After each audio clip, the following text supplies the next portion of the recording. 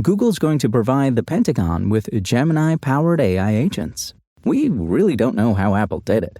The MacBook Neo is a $600 laptop that doesn't feel like an afterthought, which is a curse that has befallen so many cheap Windows notebooks.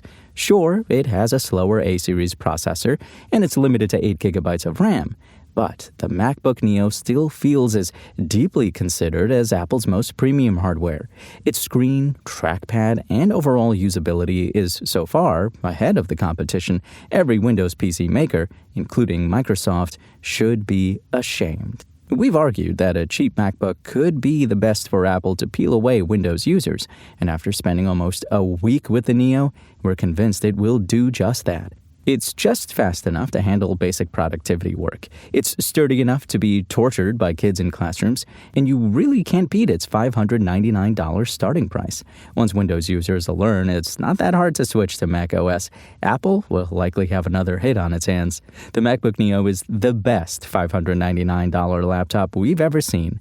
The only downside is you're stuck with low storage and 8 GB of RAM. Head over to Engadget.com right now and read our full review of the MacBook Neo. And attention live streamers, Rode's not done releasing trimmed-down versions of its production tools with an eye on budget-conscious creators. On Tuesday, it's launching Rodecaster Video Core, an all-in-one studio setup which sits below its flagship Rodecaster Video and its mid-range Video S. It's aimed at folks who are either dipping a toe into this world or already have audio gear and just want to broaden out to HD video as well. Arguably, the biggest change is the lack of any controls on the hardware itself, as you'll be running the show entirely from inside the Rodecaster app. Rodecaster Video Core is available to pre-order now for $599, but there's no word yet on when the sturdy boxes will start winging their way around the world. Remember, you can find the latest gadget news, reviews, lists, price drops, and more right now at Engadget.com. Google is rolling out Gemini AI agents to the Department of Defense's more than 3 million civilian and military employees, according to Bloomberg.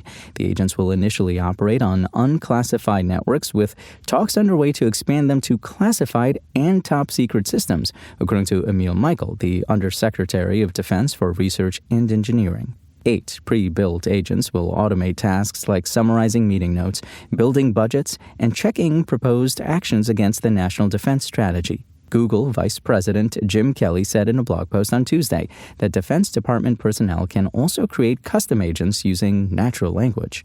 Google's AI chatbot, accessible through the Pentagon's GenAI.mil portal, has been used by 1.2 million Defense Department employees for unclassified work since December, with personnel running 40 million unique prompts and uploading more than 4 million documents.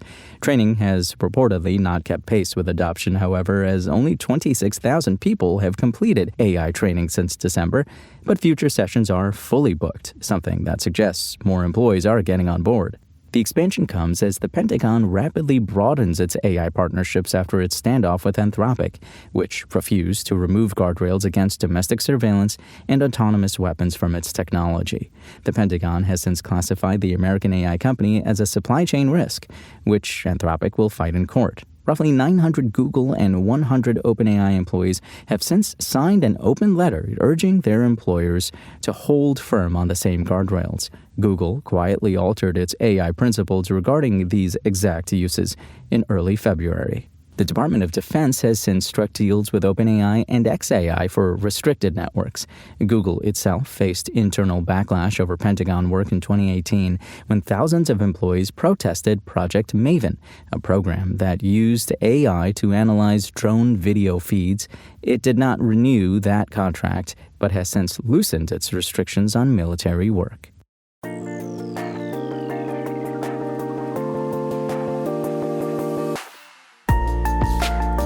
Thanks for listening to the show. Make sure to rate, review, and subscribe on Apple Podcasts. Today's show featured journalism by Engadget contributor Andre Revilla and was produced by Spoken Layer.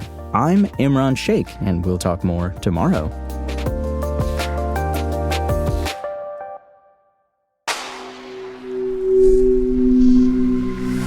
Spoken Layer.